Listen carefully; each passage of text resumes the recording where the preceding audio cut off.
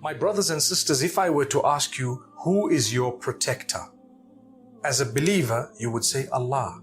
If I were to ask you, who is sufficient for you? As a believer, you would say Allah. If I were to ask you that who is going to guard you from evil, you would say Allah. That is so true. We need to be convinced that Allah is sufficient for us and He is the best disposer of our affairs, which means anything that's going to happen to me, Allah will take care of me. Allah will make sure that He navigates me. He helps me navigate through the right path, the right channel, so that ultimately at the end, I come out in the right place. Subhanallah. So I might be going through a few obstacles and hurdles right now, but I'm going to come out in paradise. I'm going to come out in a much better place. These days will not last forever. When the Prophet ﷺ was faced with an army that he was told about, that was well equipped, that was heading in his direction, he made one supplication, the same supplication that was made by the Prophet Abraham, may peace be upon him, when he was cast into the hot burning flame by his own father. He said, Hasbunallahu wa ni'mal wakil. Allah is sufficient for us and He is the best disposer of our affairs. As a result, Allah granted Ibrahim alayhi salam safety and security. And as a result, Allah granted the Prophet Muhammad, peace be upon him, and his people, the companions, Allah granted them victory. Yes, the war took place, but guess what? They won. They won the war against all odds. We've spoken about the Battle of Badr, against all odds. So many times this has happened. And ultimately, finally, what happened? Look where Islam is today. Look at the victory of Mecca. There may have been certain losses during the life of Nabi sallallahu alaihi wasallam and at the time of the Sahaba radiallahu anhum. But ultimately, there was victory. Where is the evidence of it? The number of Muslims on earth today. You and I are sitting, studying the Quran and the Sunnah that they fought for. They fought to actually pass it on. They passed it on. We got it. That's a victory. That's a great success. Some of them lost their lives. Allah will grant them martyrdom and Jannah. But they delivered the goods. They struggled for many years. They lost some of the battles. Subhanallah. But ultimately they were victorious. The purpose was achieved. Subhanallah. So this is a dua you need to constantly read when you're feeling unsafe, when you get some bad news, when you're feeling insecure. Allah will heal you. Just call out to Allah, Hasbunallahu wa ni'mal wakil. The minute you hear someone is threatening you, Hasbunallahu wa ni'mal wakil. You're threatening me, Allah is sufficient for me and He is the best disposer of my affairs. Allah says there is nothing that anyone can do against you. Nothing. So Allah will comfort you, heal you. Allah gives you the hope, and I'm convinced nothing can ever happen to me except that which Allah has willed. Allah wills something, nothing can stop it. Allah did not will something, nobody can do it. May Allah subhanahu wa ta'ala grant us from that beautiful comfort. Now, in life we sometimes hear bad words against us, and really bad words, and people harass us and they trouble us because of our belief. I'm a Muslim. To practice Islam is not easy. Sometimes I may be a Muslim in a family that's not Muslim, that doesn't accept the fact that I'm a Muslim. Sometimes I may be a Muslim in a family of Muslims who are not practicing, and I want to practice and they simply don't want. And sometimes I'm struggling because I'm the only one in my society. Maybe I'm living in a country that has rules that are so backward that they don't allow people to practice their faith. Subhanallah. What do I do? Well, Allah has told us about this. Allah says to the Messenger, peace be upon him, verse number 186 of Surah Al Imran. Allah says, وَلَتَسْمَعُنَّ مِنَ الَّذِينَ أُوتُوا الْكِتَابَ مِنْ قَبْلِكُمْ وَمِنَ الَّذِينَ أَشْرَكُوا أَذًى كَثِيرًا.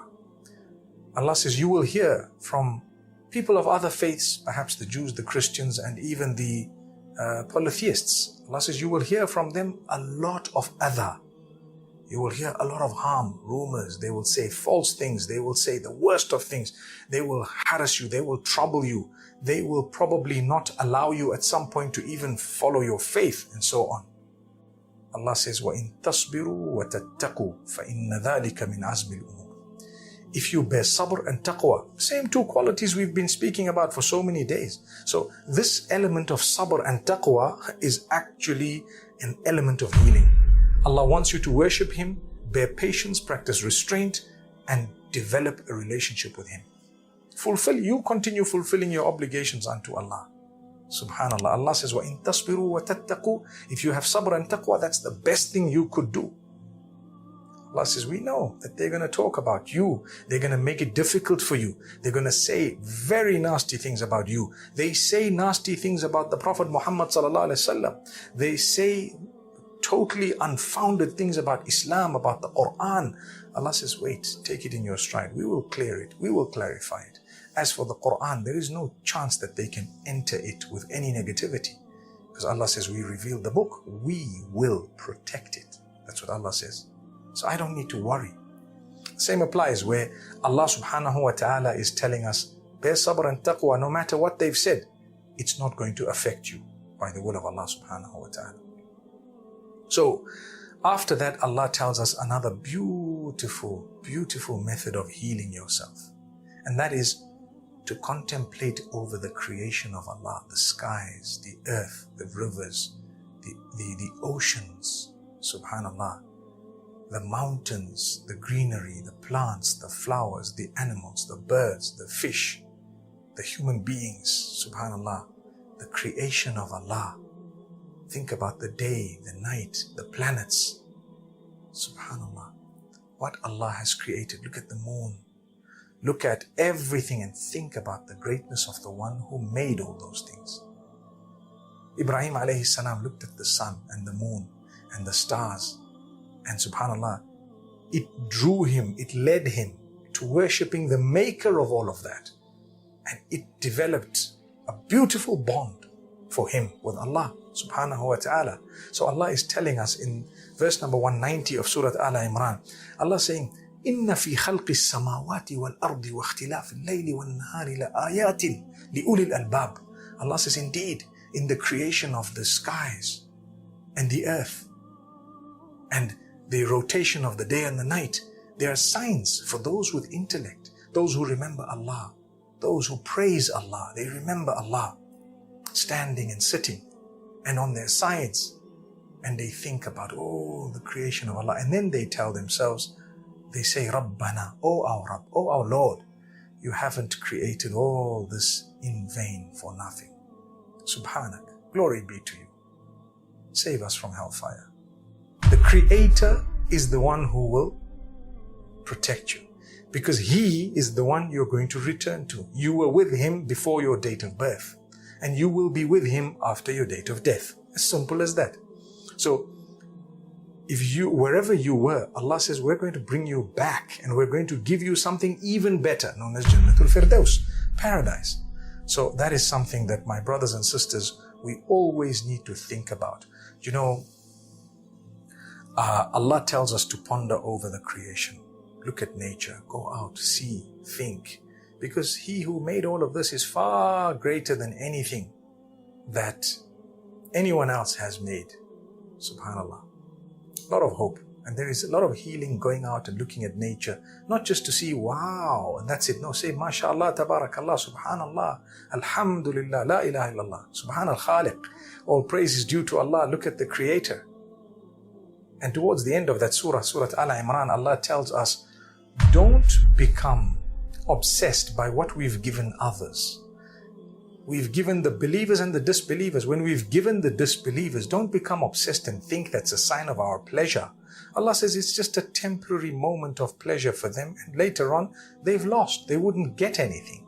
Allah says, you need to build your relationship with Allah. Perhaps yours is awaiting you later. Whatever Allah's given you here, be thankful. Don't become obsessed by what we've given others. And don't think for a moment it's a sign of our happiness with them. It's just a sign we've given them for whatever reason. Later on, we will give you, perhaps, in the hereafter. May Allah grant us all Jannatul